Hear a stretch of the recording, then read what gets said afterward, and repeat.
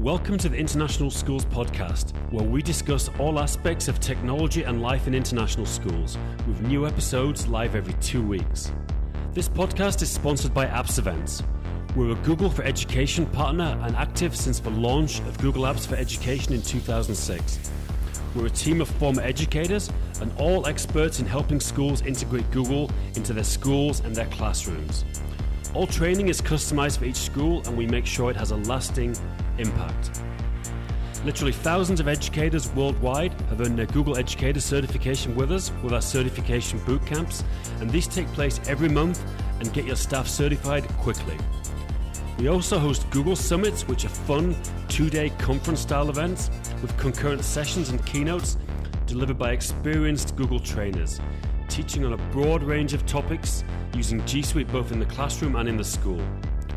Check it out over at appsevents.com, and we can bring any of these events to your school, which is an amazing way to build a Google community amongst your staff to support each other, plus to increase the profile of yourself and your school. The podcast is also brought to you by Acer for Education. People ask us what Chromebooks we recommend for schools, and after trying them all quite literally, we always recommend Acer.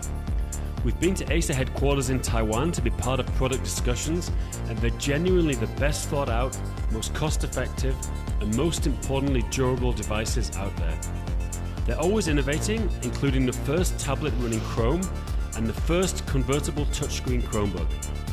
The latest version of this is a Spin 11, which has a stylus and 2 cameras, and we highly recommend it for schools.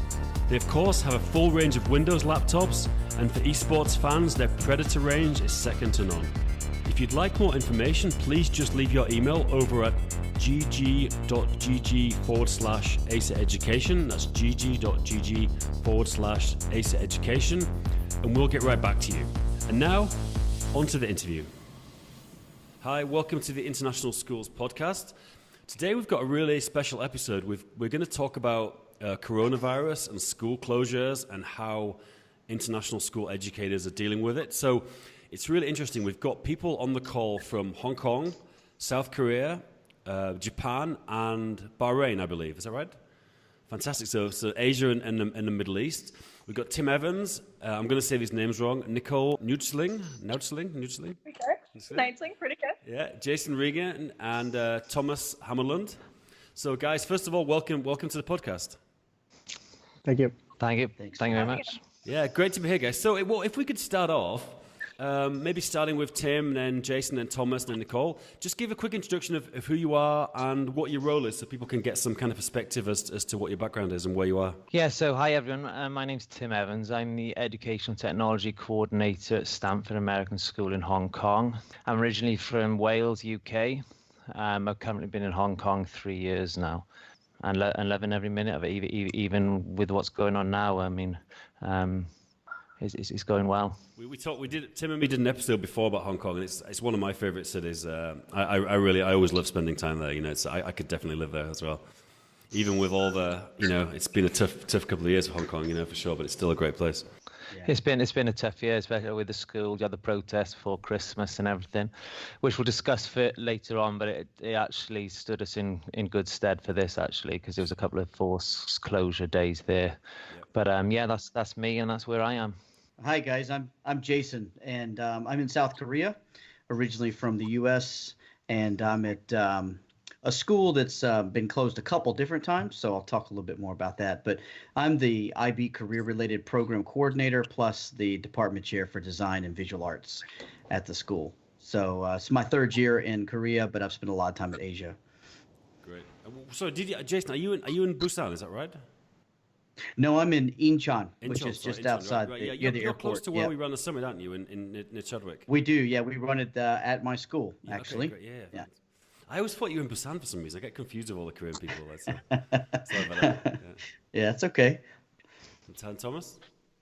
Hi, I'm Tom Hammerlund. I'm currently a grade 4 teacher in Osaka, Japan. I work at Osaka YMCA International School, and this is my 3rd year here as well. And last but not least, I'm Nicole Neutzling, and I'm at RVIS in Bahrain, so just outside of Manama City. And this is my 1st year here. I teach grade 5, so classroom teacher. Great. And I'm Canadian. I'm from Canada. So Great. So yeah, it's great. I mean, and just to give some perspective about how this interview came about, I did a post on Twitter. So even though Twitter really annoys me at times, it can be really useful. You know, I got tons of responses. I had like 25 people in the end responded. So, but you guys were the first four. You were quick on the finger. So it was on the draw. Yeah.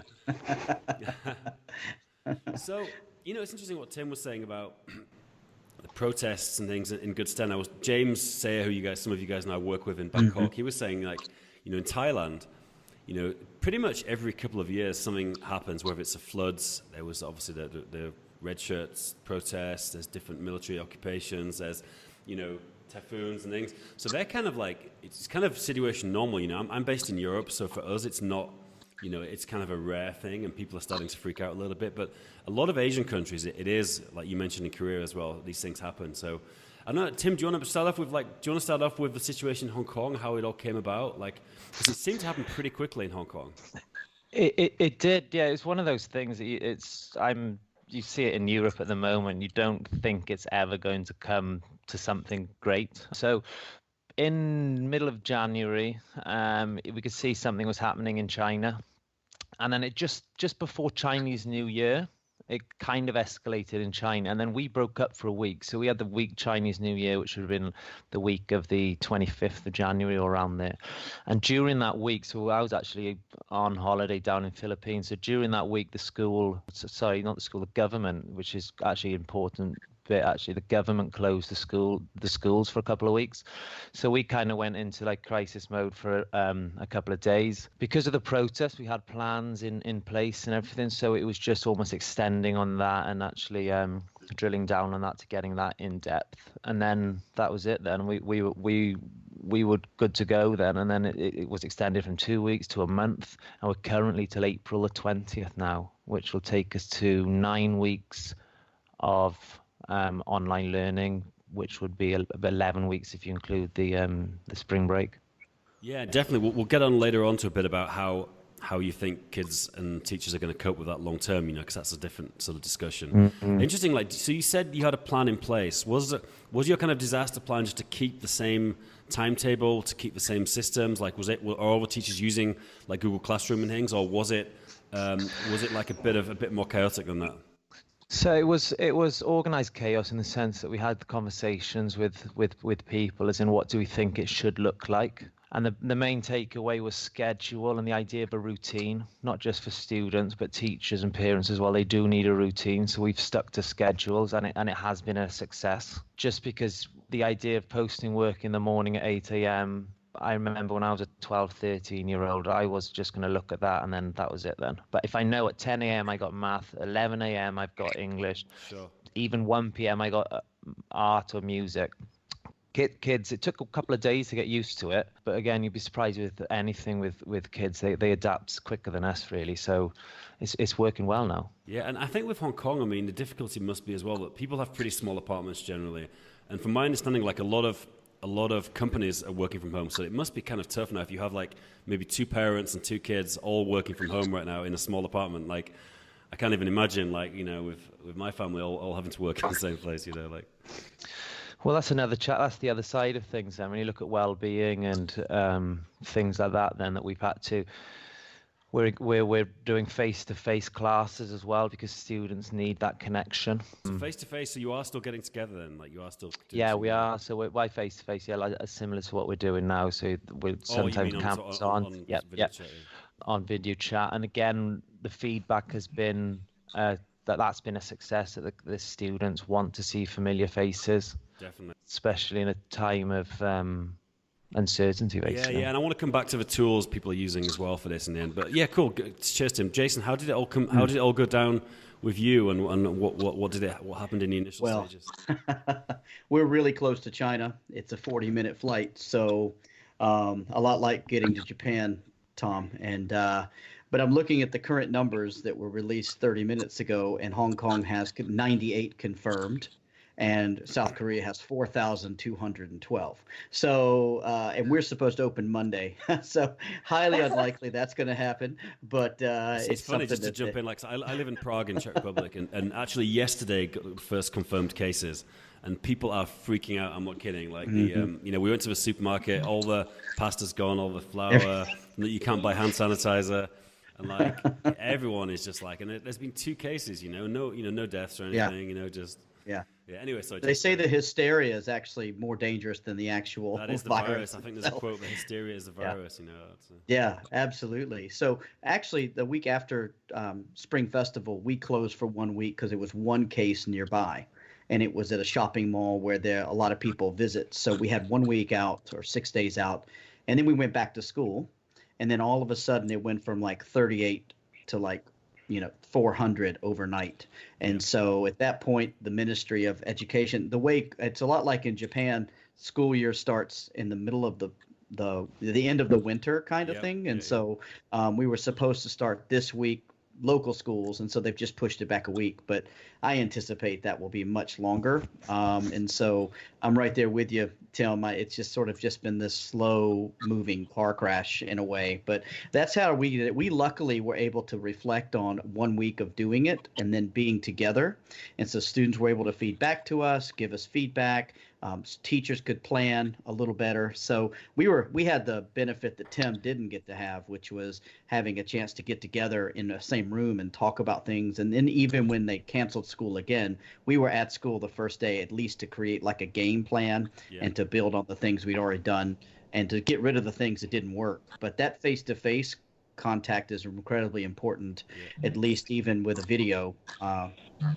Jason, quick question, because obviously, just in terms of the bigger picture, it's interesting to hear from someone who's actually in the country. So there's kind of a story here that there was like a kind of a Christian group in the country who spread the whole thing. Do you think that is that like a hype, or do you think that's a true story? Like, 'cause you're on the ground. Well, what do you know about it? They're actually it sounds like it sounds like a movie, but basically the government can track anyone's cell phone movements, and so they were able to trace this woman's steps pretty much from the time that they felt like she was infected. And they actually have a little graph showing where she touched, or like where she was in touch with people. And so she went to 2 different big services before she refused service and refused to be tested, even though it's free here, which is one reason I think the numbers are not higher in other places, is that it costs money to be tested. And insurance companies don't test. So there's been something like 40,000 people tested in Korea that suspected having it. So and they have their results in a couple of hours. But this lady just refused services, and the church she goes to is considered a bit of it's a little unsavory, and so they've shut all of those down, and there's 75 branches in Korea, so it's all over the place. Wow. And a lot of people had come to that spot in Daegu, but they predict that she infected over 1,100 people. Wow. Is what they're saying. So a third of the people are there that were infected by this one woman. They call her a super seeder. Yeah, definitely. Crazy. So, it's crazy. Yeah. So Thomas, what about, tell us a perspective from Tokyo? So we had a meeting, a faculty meeting on Wednesday to talk about this. And then on Friday or on Thursday night, I was watching the news and they said that the government was shutting down the schools. And I knew that something was coming. And then a few minutes later, I checked my Slack and the school had closed. Wow. And so we didn't have much time to prepare at all. We do fortunately use Seesaw in our elementary. So that's what we are using to communicate with students and parents. Unlike some others that are saying that they're doing face-to-face, we're not doing that, and we're releasing assignments the night before. And I think that it's a better idea to release it at certain times in the day. Yeah, so are teachers recording lessons on video and just sending them out to students in, or is there any live teaching going on? I don't think so. I don't really have a handle on what's going on in the school with other teachers. I have been putting together video tutorials today and screencasts, but I don't think other teachers know how to do that. Maybe. Yeah. I'm not quite sure. Sure. So I guess the school's probably going to have some sort of program put in place to make sure there's some sort of standardization, I guess. Well, I hope so, and I think that for next year, I think it would be good for teachers to have like a Google site in place just for just for a good resource for kids to go to. Sure, yeah, and Google Classroom. We'll come into all the different tools as well, Zoom versus Hangouts, Classroom, Seesaw, there's a lot of options. Great, but yeah, interesting. So Nicole, what happened in Bahrain? What was Bahrain, we were sitting back watching Asia being like, it's not here, we're okay. Yeah, no. So there was one guy that came up diagnosed with it, came in from Iran, but he was a school bus driver. And so we were at school when this was all happening. So they shut down all the schools in that area because he'd been obviously in contact with a few busloads of children. And then the king decided within the next day, he was going to shut schools down for 2 weeks. There's a bit of an argument between the king and parliament right now on whether it's going to be 2 or a month, but we shall see. And then it's, just spread a little bit like wildfire here. So we had 24 hours to get ready for this. So we did go into the school as teachers and do a little bit of a meet and sit down and go, how are we going to approach this? We'd had a staff meeting about 2 weeks earlier with like, well, if we had to go into virtual school, what would it look like? But nobody really thought that was going to happen. So we have like the odd thing put in place. And I think it's been really impressive because a lot of the schools in Asia have kind of curated their resources. So we've got into that and have been kind of looking and learning from them. Sure. So, it's interesting because, the thing is, obviously this isn't a new thing. I mean, I've worked with quite a few virtual school districts in the US, where predominantly, I think it's a mixture. Some students are like homeschool, parents want to be homeschooling, but the majority I've worked with are like rural areas, so students in rural areas. So, this is something that, it is, there are proven ways to do it, I guess. I think most people were just caught by surprise. Like you guys all have really interesting different perspectives, I mean, I think, Hong Kong and South Korea are a bit more used to kind of crazy things happening. I think other, Japan, Bahrain, Europe, things are a little bit more, it's not as expected for something like that to happen, So, I guess, what could you guys, obviously, in all, very much an open discussion, guys, jump in. What kind of, I'd like to talk a bit about the policies and procedures. How are things being structured now in terms of, timetables, teachers choosing their own systems, just generally? Anyone got any perspective on how you're doing it, or if you've got plans to change it? Well, I'll go first. I'm happy to share. So we were lucky again that we had a week off, a week in distance and then a week back. And so I think that soft start for us in a way helped us a lot. There was a lot of discussion about keeping the everyday schedule. And then we had a discussion of, let's do it this way or that way. In the end, we've kept the daily schedule. So if you want to meet with people, your students face-to-face through video chat, you would use your normal block. And then what happens is every day the students are sent a sheet that tells them what their assignments are from their teachers and when they're due and that kind of thing.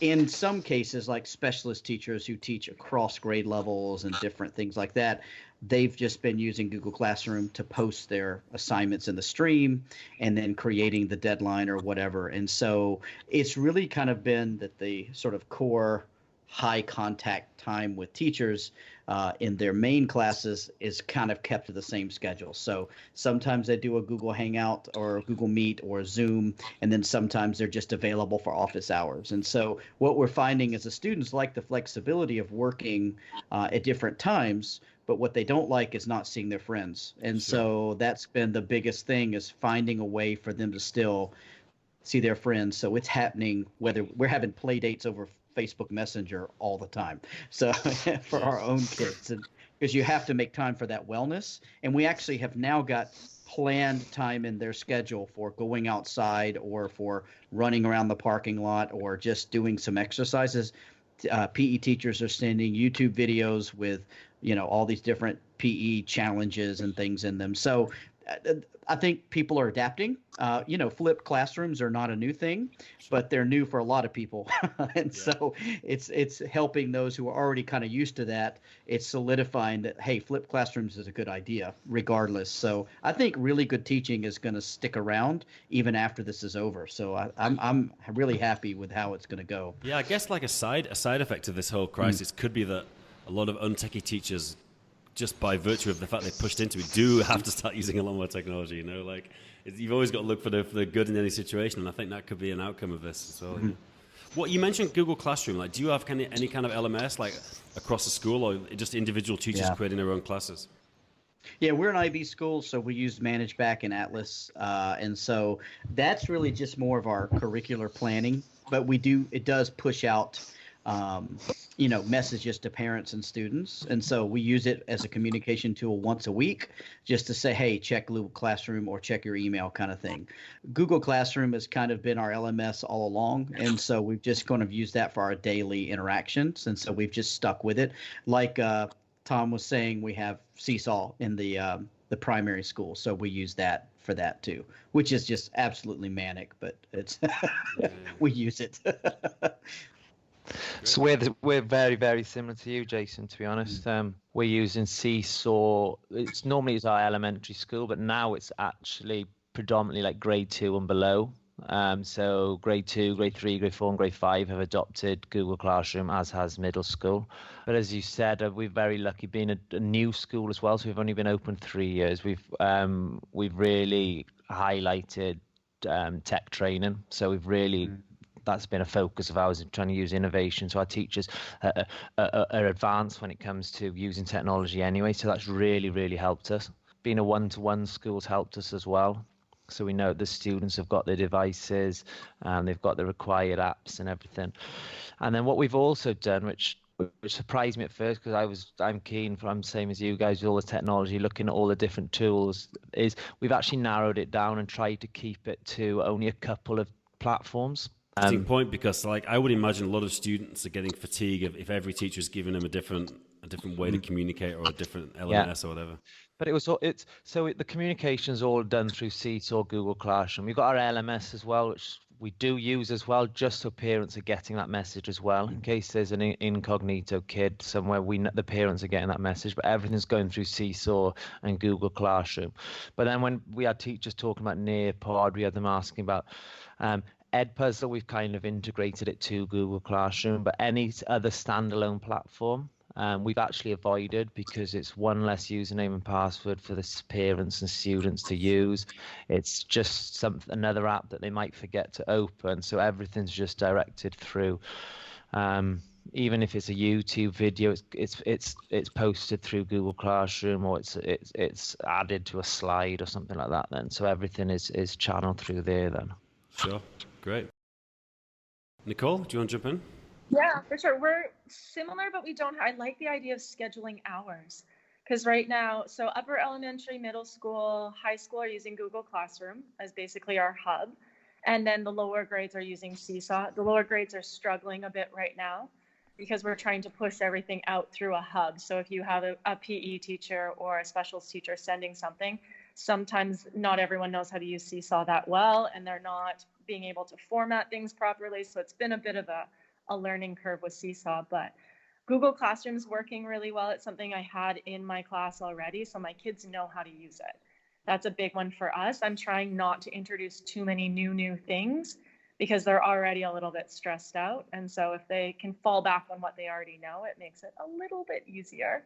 Not super easy, but Google Classroom has been saving us right now. And then, we're meant to be online from 8 until 10 to give immediate feedback, and then 11 until 1, so the students can access. And then I set up just a schedule so they can go into the calendar and book kind of one-on-one meetings with me.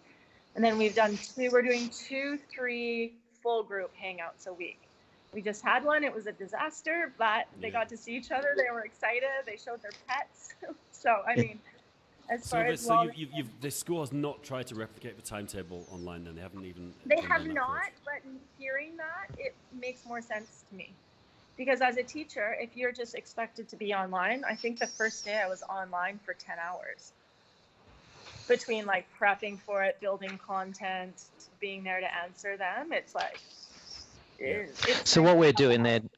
So what we're doing, Nicole, it's like like Tom mentioned it as well. So we're posting work at 8 a.m. But then because what happens, we have had some students who've traveled, so they're all over the world, basically all over.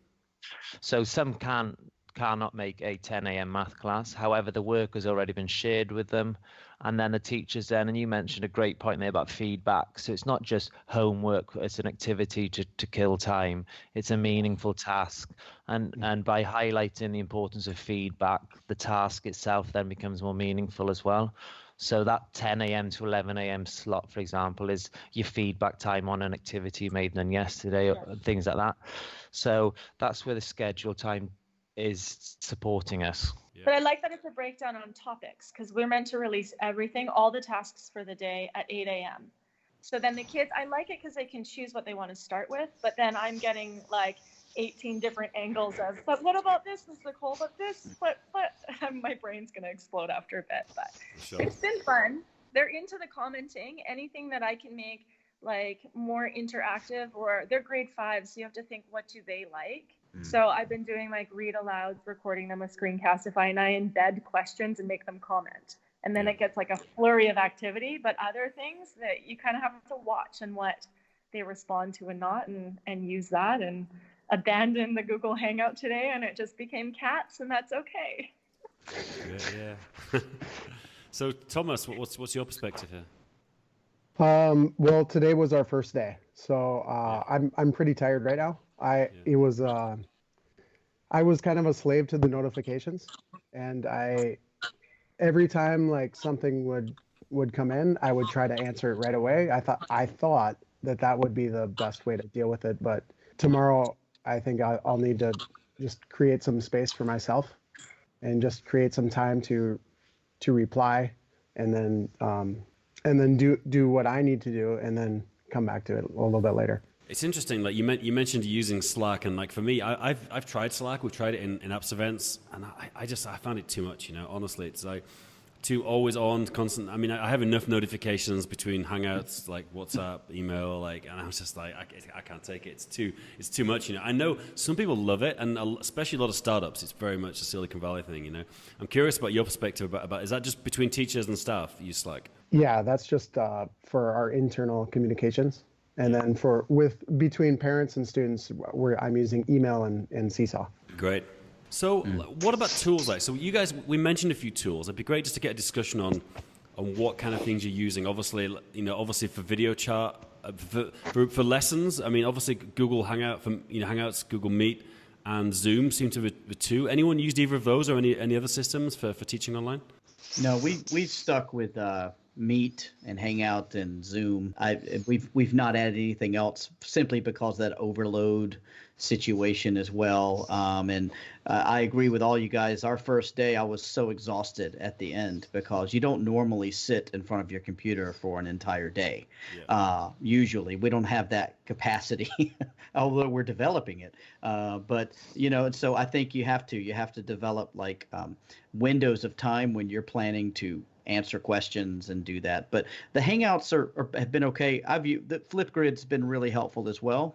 So teachers will leave a little video and all the kids will respond to it. But then it becomes, okay, how do we post this to Seesaw? How do parents get to see it? All these other things. And so there's been a few challenges with that. They like Zoom at school because they can record it and have it archived for later.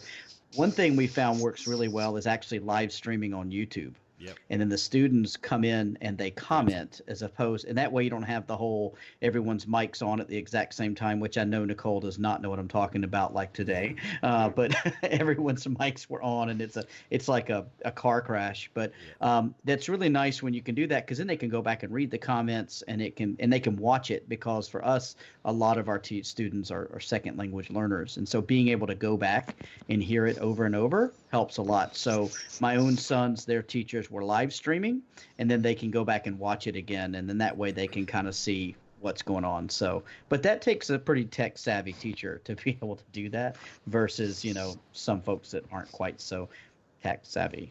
Yeah, definitely. Can I jump in? Sure. I'm sorry. So you're talking about Hangouts and YouTube, and I know, Jason, you're teaching high school, right? And I do middle and high school. Yeah. Okay. I'm just wondering, because Hangouts is 13 and up, right?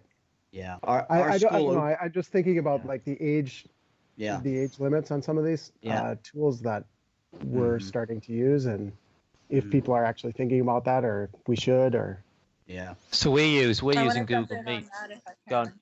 Go on. Go ahead. You go, Yeah, no, Nicole. Karen, No, Nicole you go first. first. No, I was Yeah. just going to say I'm doing an ethics course online in digital learning, and that's like just been blowing up in my face lately. Like, I'm using all of this, I'm jumping into the deep end, but we really haven't thought that other ethics part out beforehand. And that's scary.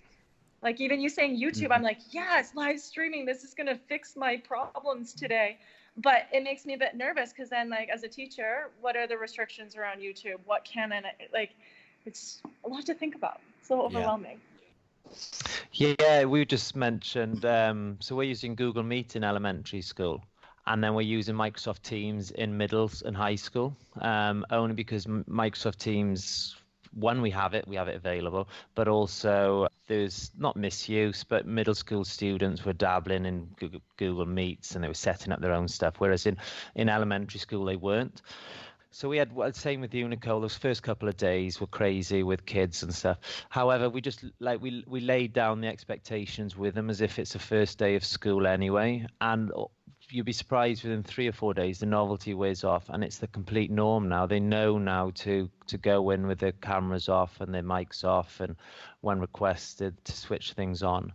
And what we've also encouraged is teachers to use, because a Meet link it's always live. I mean, a day, a week, whatever, which is, for me, is a massive negative. However, we flipped it and turned it into an opportunity with that's now their classroom. So that link is their virtual classroom. So teachers are leaving it open. They're leaving it open on a tab for a couple of reasons. One, it's easy for them to activate.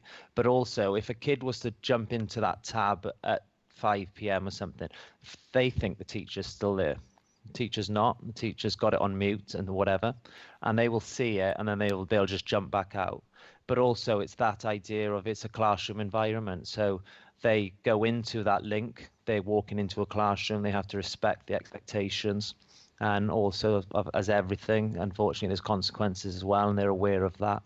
So it's come down now. There's not so much tech issues. It's behavior management, which is actually a lot easier to manage then. So teachers are on top of that, laying down expectation, sharing those expectations with parents as well, getting a consistency with the expectations. So if there's brothers or sisters in different grades, they do kind of understand. That's the same with the platforms as well then. So you'll be surprised, Nicole. It does get better. Trust me.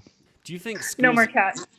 Do you think schools are going to standardize more as time goes on? I mean, obviously now there's a lot of, you guys have all had very different experiences in your schools, and there's a lot of stuff being published online now. I mean, maybe even too much information. You know, maybe there's so many people giving opinions now of ways to do it. I don't know if it's gonna standardize things or cause more.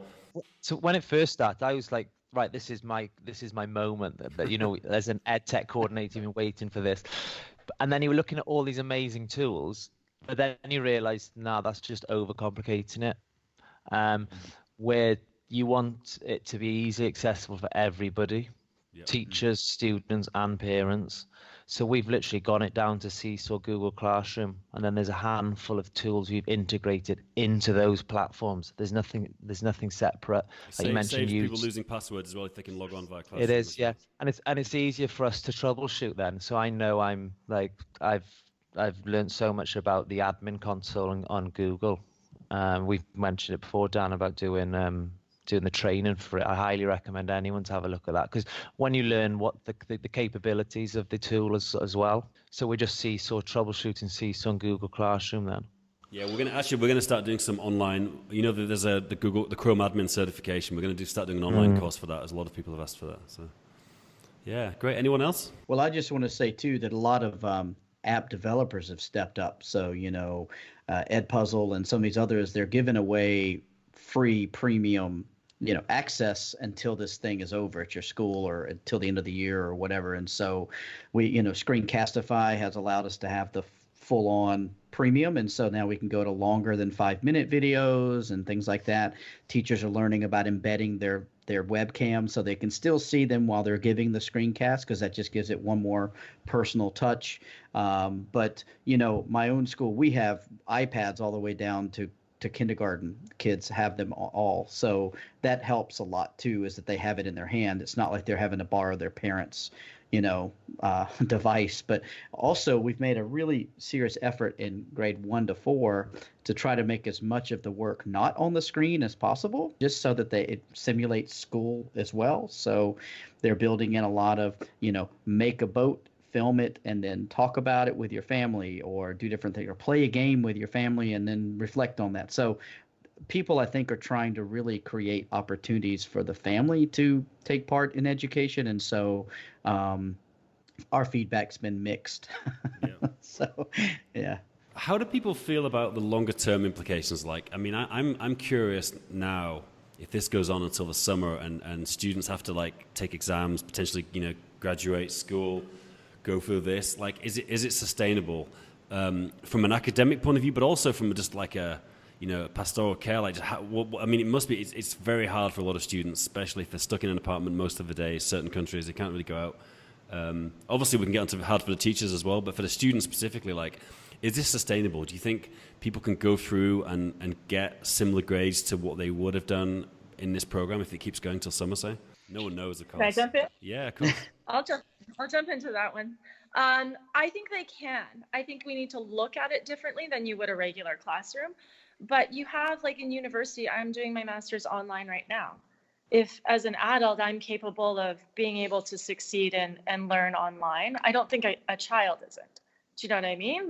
It's just approaching it from a different way. Now, being stuck inside all day is hard. And like we talked about, if you don't embed as a teacher activities to get them off the screen, then yeah, I think we're going to see some consequences, not good ones.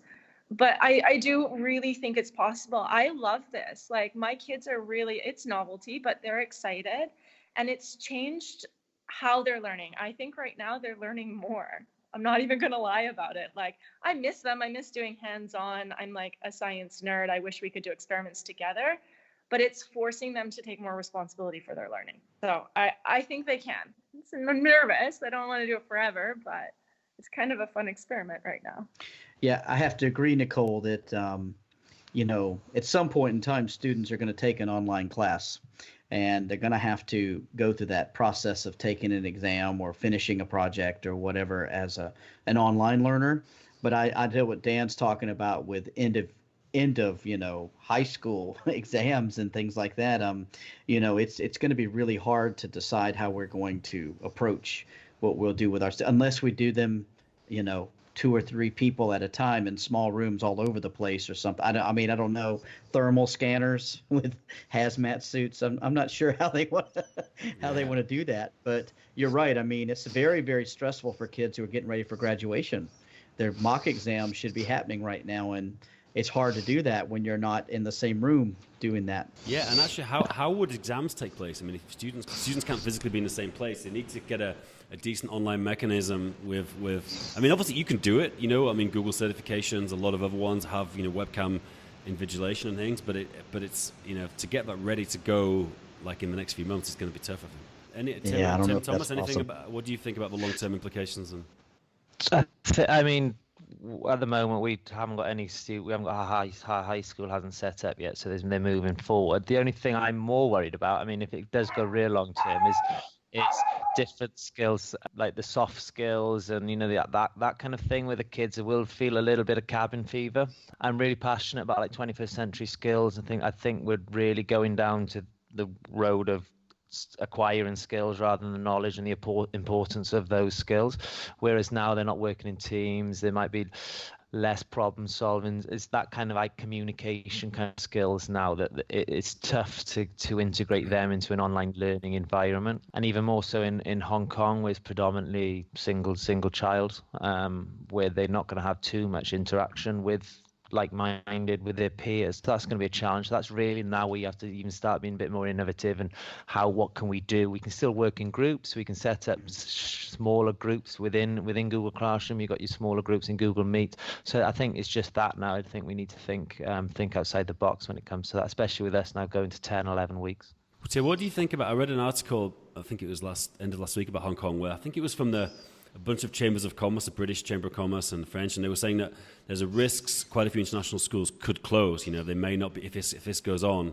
I don't know if that's just an excuse because they want to try to get some tax breaks or money from the government, or do you think it's realistic, like schools could close? I mean, to be honest, Dan, I can't give too much info on that really because I don't really know too much. But I can imagine there's a lot of companies and businesses pulling out of Hong Kong that's a knock-on effect. Then you just got that expat population will be moving to Singapore. They may have moved north. I doubt they will now because of this, but they're just moving out the city with the protests. It's just instability. The airport shut down. So I think that's definitely if it has a knock-on effect because there are lots of international schools in the city. Yeah. So unfortunately. You know, it's funny when I talk to people from Hong Kong about the SARS years. I mean, obviously that was before you were there, but you know, people talk about that in pretty like grim terms. You know, I wonder if do you know people who were around at that time and how that compares to this time? I mean, it's easy for me to say because I wasn't there, but I get my gut feeling is Hong Kong's hit the panic button a bit too quick. Myself. I get that impression. However, when you speak to someone who was around doing SARS, you can understand why. Yep. So I think it's for quite a while during SARS, weren't they? They were 3 months. Yeah. It was a bit later in the year, but they went through to the summer then. Right. So I'm not 100% sure. I think it was like March till the summer. I was in China during SARS in 2003, and we just nothing was happening. You couldn't go between cities. It was everything went just to lockdown. And this is much bigger. Yeah, it's bigger, is it? Did your school close, Jason? Yeah. Like, I guess in those days, there wasn't much we of an stopped option getting paid and everything. Like it was, you couldn't get out. Like they were giving us a small stipend just to survive on, but you were stuck. I mean, like it was very different time. I mean, you know, that was almost 20 years ago, but it was a different time. You didn't have the internet helping to spur things on either, and you couldn't do online learning at that point. I think MSN Messenger was probably the biggest America on hold, was just about it, you know. So but I was there and it was scary. It was really scary, but a lot of people left, and then a lot of international school jobs were open. And so a lot of new people came in, doesn't it? I mean, you know, Tim could be right. Some people will leave Hong Kong, but then there'll be a cycle and there'll be a boom again, and everyone will come back again. You know, that's how, you know, the economies go, I guess. It is. Yeah, Thomas, anything from your side? No. No problem. Sorry. How do you guys feel about you guys are obviously, you know, being realistic, like work with very privileged schools in the sense that, you know, there is some budget and there is some flexibility to deal with this. Like in your countries, have you heard anything about how the regular state schools dealing with this? Have they just closed and that's it, or are they trying to do the same things? Any perspectives? Yeah, actually, the government schools, the public schools here have closed. And they closed for 2 weeks. And so I think that's why my school followed suit. But then after that, they extended it a little bit. So I'm not sure if we're going to extend into spring break or not. But like Jason was saying, that the Japanese schools here end in March and start in April. So a lot of graduations have been canceled. So you think there's a chance that students may have to even repeat a year if this goes on much longer? For government schools? Yeah, for government schools, yeah. No. I think that they'll start. I think they'll start the new year late. Sure, but I haven't heard anything. I know Google have been supporting local schools with us. They've reached out for people who are willing to do training for local schools and stuff like that. Which is I mean, it's great. Even just us here having this conversation, seeing how everybody's come together with this. It's quite inspiring, actually. You see, I know you love Twitter, Dan. You see on Twitter there that how much everybody's come together and just sharing it is quite impressive and inspiring, and that's the same with local schools as well as international. Yeah, I definitely don't love Twitter, but I've got a love-hate relationship with Twitter, I would say. You know, I get some real benefits, but I think I get just as annoyed as I get. You're coming round to it. I'm coming around to it. Yeah, you were into it earlier. And how are you guys, like Tim and Jason especially, like, and Nicole maybe, like, have a lot of your students, have the parents just given up and gone home, like not given up, but said we're going to hang out in UK, America, and we're going to come back later, Australia? Has that happened? Yeah, that's happened. A lot of our students are Korean, though. I would say 85%. Sure. So we have a very vast network of cram schools here in Korea. So they're called Hagwons. And so They're supposed to be closed, but apparently they're not, and so they're just going and doing that all day long. So it's Tim, we talked about that the last time we chatted, but yeah, so I think it's a little different here, but there are schools that, they're just starting school late like they are in Japan. So they're just pushing back the start to the new year. And what they'll do is they'll shorten their summer break, or they'll shorten a winter break or something later. So for them, they're just sticking it out. The thing is, their parents still have to work, but a lot of them can work remotely. Korea is incredibly, advanced. And so a lot of it can just be done from home anyway. I even got an alert on my phone today about the bank basically encouraging me to use their website as opposed to coming to the bank. So say, please use the smart banking app, blah, blah, blah. So, I think it's easier in some places. If anywhere's prepared for any kind of disaster, it's Korea. They've had 60 years to prepare for something bad to happen. So at least, I think they're much more prepared. I feel really comfortable here. We're able to order all of our food online. It comes to the front door. So, I mean, I don't have to worry about going out and braving all the stuff unless I want something special to eat or something. It's interesting because, it's affecting everyone, not just schools. Obviously, I mean, if I take apps events, I mean, my company, we do Google PD and SD now, actually, and some other stuff. And, long term, I'm not worried, but right now, people are very reluctant to agree PD. We're getting some people we're agreeing some internal trainings, a lot of that. We're looking into doing much more online training, so we're in the same situation that the schools are in, But, companies are going to have to downsize. A lot of people are going to, unfortunately, have to lay off staff. I think it's if it goes on much longer. I mean, obviously, we're all fingers crossed. Apart from Tim, who loves his moment in the spotlight, it's all going to end very soon. Just kidding, Tim. Sorry, I'm gone. No more apps events, is there? It's all gone. No, is that no more speaking opportunities for you, Tim? No, it's good. It's all good. But I just think we're going to be doing a lot more later in the year. Let's presume and that it kind of starts it's on the improvement by the summer. I think a lot more stuff in the fall. We're still doing stuff. We're doing stuff next week, but it's people are reluctant. There's no two ways about it. It's affecting everyone. If you look at, effectively in Asia right now, almost every conference, trade show, meetup is cancelled across the whole continent, pretty much. There's a few going on, but you can say and that has debt. I know people who are just in crisis who run big conferences because that's a lot of people to refund. If you've got a 300-person conference and you cancel it and you've got to refund everyone, that's tough, It's also the school calendars are on hold as well, aren't they? Because we don't know whether we need to make up some days. You talk about PD days and some things like that. Then I think they might be just taken back into instruction days. It's interesting. Obviously none of us are doctors, but I hope there's going to be a cure very soon. It seems there's quite a few different options. There's a team in Taiwan. There's a few American ones. What's your guys' opinion on how long this is going to last? Obviously, no one knows, but anyone got any ideas? Oh man, we can look back and see who was correct in the end. I really hope it gets under control very soon. I think we all feel that way. That's the biggest question. Yeah. We don't know, and that leaves you uncertain and uncomfortable. Like you're even talking canceling PDs, but we're blocked on planes. I'm on a small island. Everything goes to Dubai. I can't get there anymore. Yeah. So I don't know how long it's gonna go. It's scary. That's the thing. I think it's tough for the people who are on lockdown. In Europe, obviously Italy was the main outbreak, and the borders and airports have remained open. So nothing's changed in Europe. I know a lot of, obviously if you're in China, China's the worst case. People are stuck in their cities in China, which is very, very hard on people, I've actually heard of Koreans going to China to because China's kind of got a hold on it at the moment, at least in most places. And so it seems to be on the decline. And so I've heard of plane loads of Koreans going to China to avoid being in Korea during this time. And so it seems like, things are kind of shifting around. But, I'm really hoping that we're going to see a peak very soon with this, at least that ripple effect as it kind of moves out. And I don't think there's going to be any country that's spared at least some, impact a little bit because of this. It's really scary, though. Yeah. But I think people adapt and they don't accept it. That kind of see Hong Kong 2 months ago was a different picture to it is today, when really nothing much has changed. There's still daily cases, but people think, right, we just have to get on with this. Obviously, yeah, take precautions and stuff. So I think that's what will happen.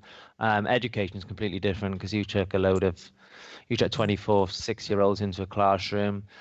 You imagine anything that's in there is going to spread like wildfire. So that's why I think education is the biggest, has the biggest effect on. Yeah, I think for sure it's going to be the first things to close. And I'm curious if this is going to happen in Europe. Obviously, some schools in Italy, international school in Milan, and a lot of schools in northern Italy.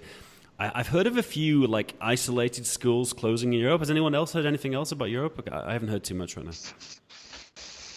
I've literally had some conversations. Go on, you go. Sorry, Nicole, you go. Yeah, it's all right. Well, I was going to say, I think London's had a few because they had ski trips to Italy. Yep. So some of the schools are nervous because they did a bunch of ski trips out. But other than that, I think Europe's pretty open still. Yeah. It's interesting. That's how the first case in Czech Republic was someone who, because half the Czech Republic goes skiing in northern Italy right now. And so that's how it came here. But it's awful, I really hope it gets sorted soon. It was a really interesting chat. That was really, really cool. And I love to hear the different perspectives from the different countries. Hope you all stay safe and your schools all stay safe, obviously. It's the most important thing. Let's get back up for a follow-up chat in a few weeks. It'd be great just to see how things have changed, get you all together and get your perspectives again. Great. Definitely. Thanks a lot. Dan. Thanks, guys.